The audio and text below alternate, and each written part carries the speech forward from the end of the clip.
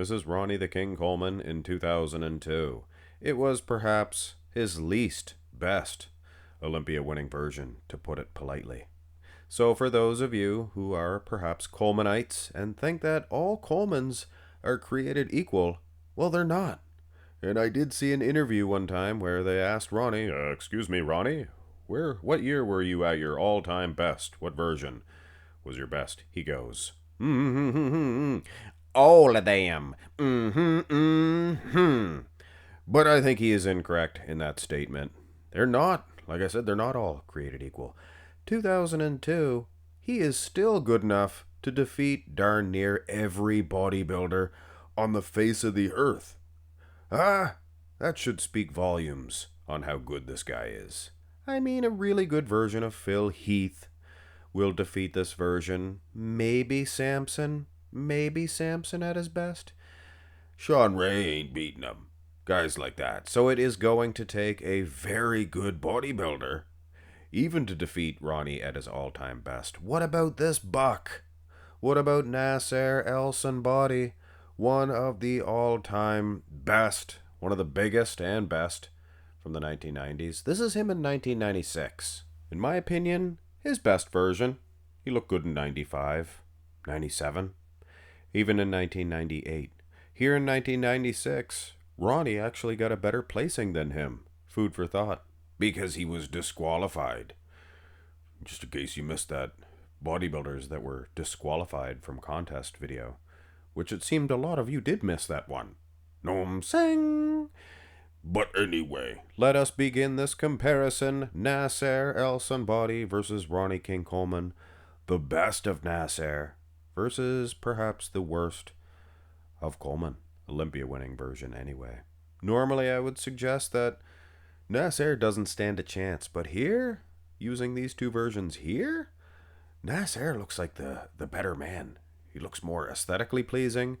Ronnie's always going to have a longer set of quads, and they are filled out, so they're going to be bigger. But then you consider the proportions. Nasser has those great big calves, looks perfect. Very aesthetic, like I said. Now here is a closer up shot of Nasser. Obviously, these are old pictures, guys. You have to take everything into consideration. These are just for fun. Not meant to be too serious. But I mean, if you want to make your best decision on it, closer up shots like this, they do tell a tale. Coleman does have separation in the biceps. I'll give you that. And Nasser, he is going to be accused of putting sights into his. Of course. But they do look better. His midsection sure looks a whole lot better. Lats even. Wow. So Nasser, maybe get an edge in that front double. Now the front lat spread. Hey. I think this has been edited. The picture of the front lat spread of Nasser El Sonbaty. See his right arm? You can see a little line there. Almost seamless, Terry. My editor, Terry, he must have did this on his spare time. Once again, Nasser El Sonbaty proves that he does have the goods and services to defeat a Ronnie King Coleman in the front shots. Not many guys can say that, but it just so happens Nasser, he was a strong starter, which means, in my opinion, the first two shots are very good. So, right out of the chute, your guys like Andrew Jacked, strong starter. Guy like Tom Platz, slow starter. Let's see where this matchup is headed. Turn to the side. And you know what I think? I think that Nasser El Sonbaty was an actual threat to Ronnie King Coleman. He was a lot like your Jay Cutler, if you think about it. You have to be good in Ronnie Coleman poses, and Nasser, obviously, look at this side chest, guys. And it's not just the lines, the amounts of muscle. Take a close look. He is granitese, as Louis Marco used to say. Granitese, baby, please. He is very hard and grainy. Coleman might have an edge in condition. Does that get him the win, though? I don't think so. So yes, Nasser, he is a Jay Cutler. Good in that front dub, good in the front lat and side chest. Well, was Jay good in the side chest?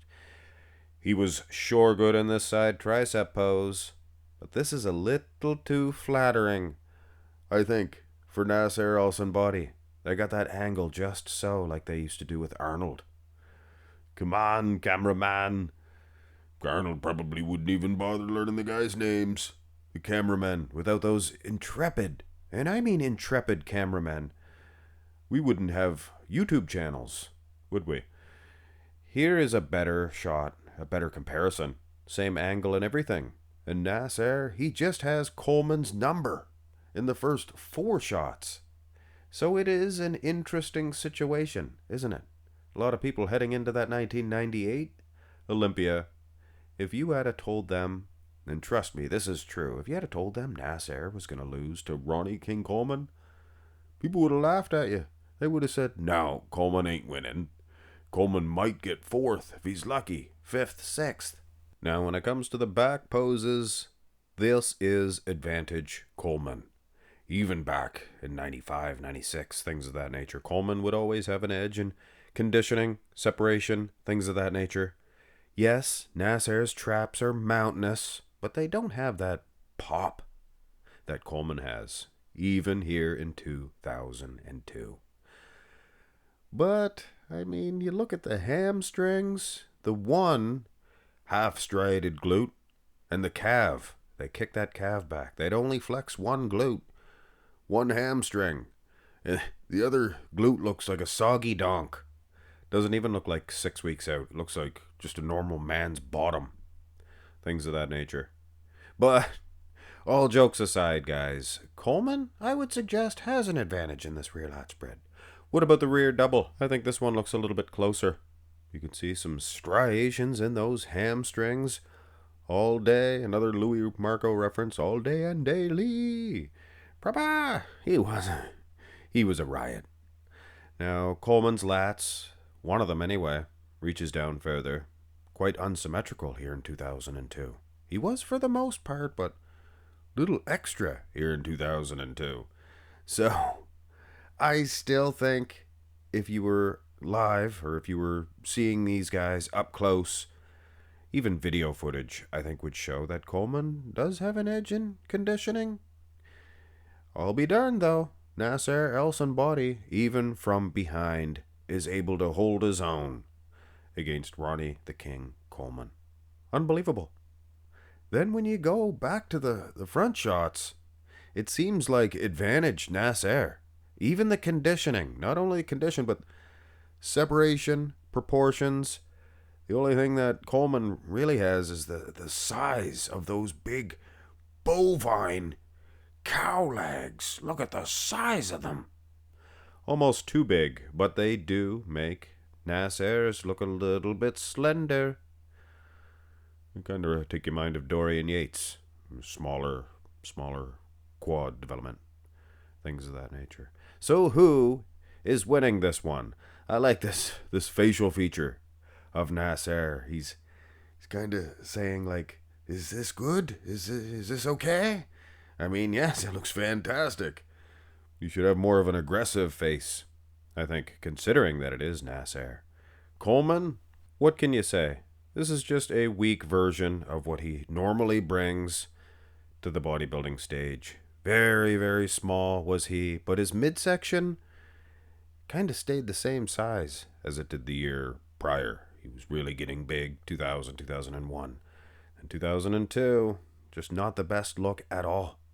So at the end of the day, Nasser El Sonbaty is actually destroying the king himself in a lot of poses, pretty much everything but the back shots.